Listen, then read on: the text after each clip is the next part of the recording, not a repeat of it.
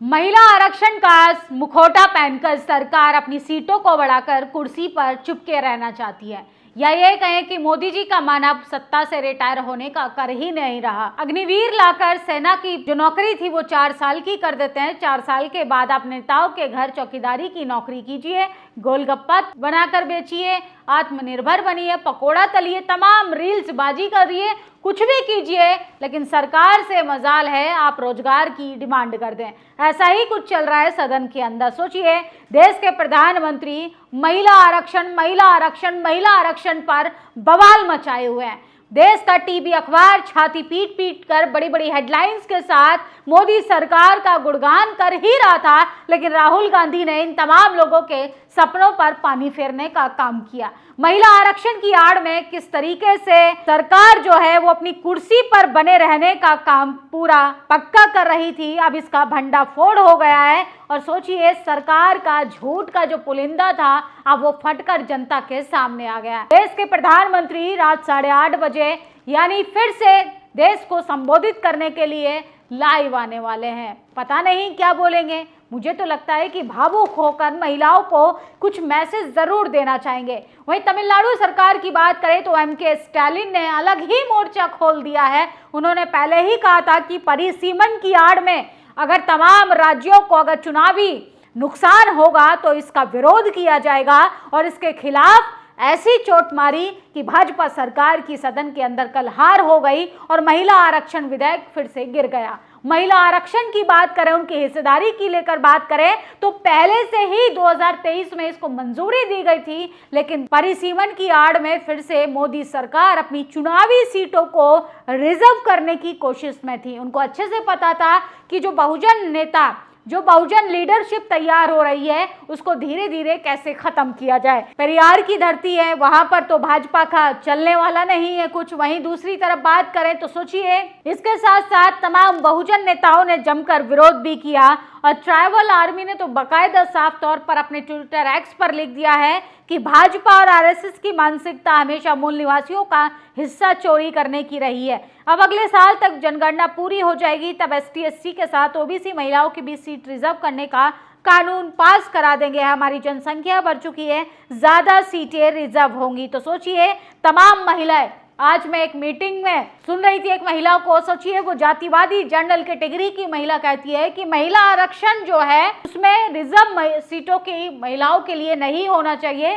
क्योंकि मेरिट ही सब कुछ होता है। टैलेंट के दम पर जो महिलाएं आगे आई हैं उनको नहीं पता है कि जो नाच गाने का काम करती थी वो सदन के अंदर जाकर क्या कर रहे हैं, कितने वो संवैधानिक अधिकारों के लिए लड़ रहे हैं। 78 से ज्यादा सांसद महिलाएं हैं, रेप पीड़िताओं के लिए आवाज नहीं उठा सकती हैं, एसटी एससी ओबीसी महिलाओं के लिए क्या खाक आवाज उठाएंगी। तो जातिवाद भी किस तरीके से अपनी चरम सीमा पर है और महिलाओं की भी जाति होती है, ये विधेयक को गिरने के बाद पता चल गया। और सोचिए, जो जख्म है मेरी समाज की बहन बाबा साहब डॉक्टर अम्बेडकर की जयंती का मान सम्मान स्वाभिमान के लिए दमनकारी, शोषणकारी, मनुवादी सीधी पुलिस का लट खाकर मैदान में डटी हैं। तो सोचिए, बहुजन महिलाओं पर भी लाठियां भाजने की तस्वीरें लगातार सामने आ रही हैं। यूट्यूब की गाइडलाइन की वजह से हम आपको नहीं दिखा सकते हैं, लेकिन राजस्थान की पूर्व मुख्यमंत्री वसुंधरा राजे ने अपनी ही पार्टी के खिलाफ बड़ा मोर्चा खोल दिया है। वसुंधरा राजे ने आरएसएस प्रमुख मोहन भागवत को पत्र लिखा है। महिला आरक्षण और परिसीमन के मुद्दे पर पार्टी की नीयत पर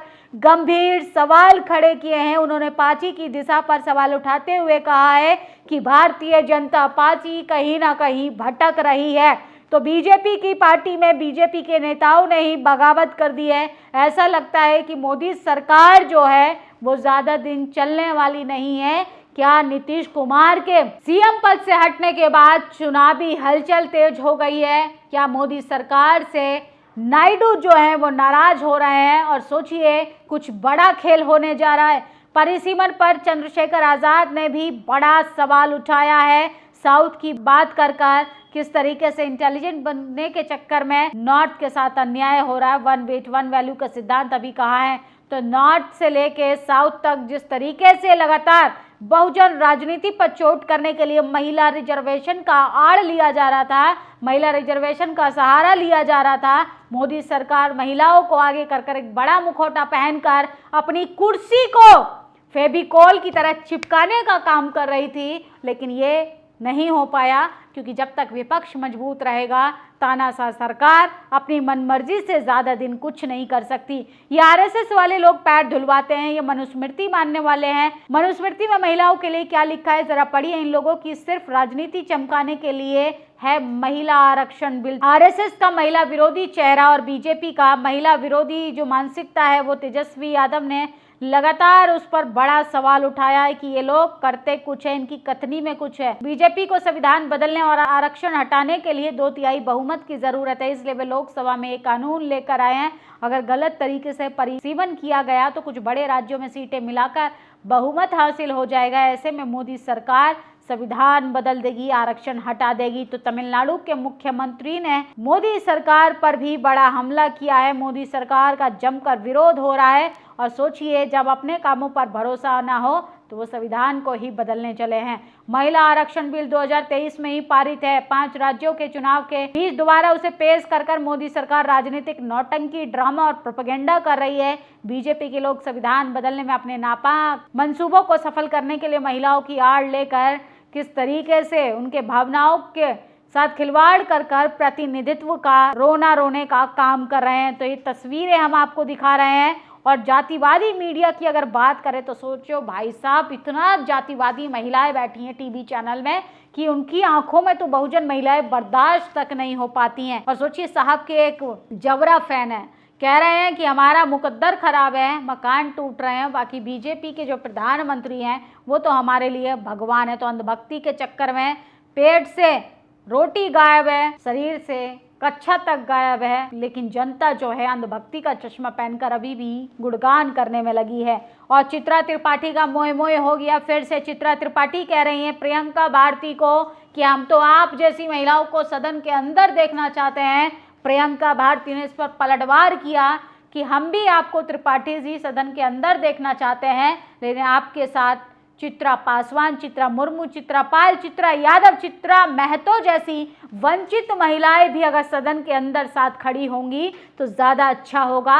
और उम्मीद है कि चित्रा त्रिपाठी इन तमाम महिलाओं के साथ खड़ी होंगी जो आज़ादी के 78 साल बाद भी अभी भी हाशिए पर खड़ी हैं। तो उनका मुंह लटक गया है, देखने लायक है। इनको अच्छे से पता है कि बहुजन महिलाओं के लिए अगर दरवाजे बंद कर दिए जाएंगे तो इनकी जो राजनीति चमकती है, सिल्क की साड़ी पहनकर, हैंडबैग लेकर, मुद्दों से अलग ही राजनीति चमकाने का काम करते हैं, वो ज्यादा दिन नहीं चल पाएगी। मोदी राज में पहली बार विपक्ष को सरकार पर जीत मिली है। शायद ये बड़ा मौका है जब मोदी सरकार कोई बिल पास नहीं कर पाई, विपक्ष के इस घटियापन की हद पार कर दी, अंजाम आजीवन भुगतना पड़ेगा। मगर मोदी सरकार की नीयत भी कुछ साफ नहीं लग रही। माफिया बनकर सरकार चलने वाली लीडरशिप महिला मुद्दे का ही लाचार हो गई। पक्ष विपक्ष के सभी नेताओं को देखो किस तरीके से लगातार जो है वो अब मोदी सरकार की मुश्किलें बढ़ा रहे हैं, लेकिन मोदी सरकार जो है वो लगातार महिलाओं के अधिकारों की आड़ में परिसीमन कराकर अपने लिए चुनावी सीटों का बंदोबस्त करना चाहती है। फिलहाल सबसे बड़ी खबर हम आपको बता रहे थे कि महिला आरक्षण पर अलग घमासान मचा हुआ है,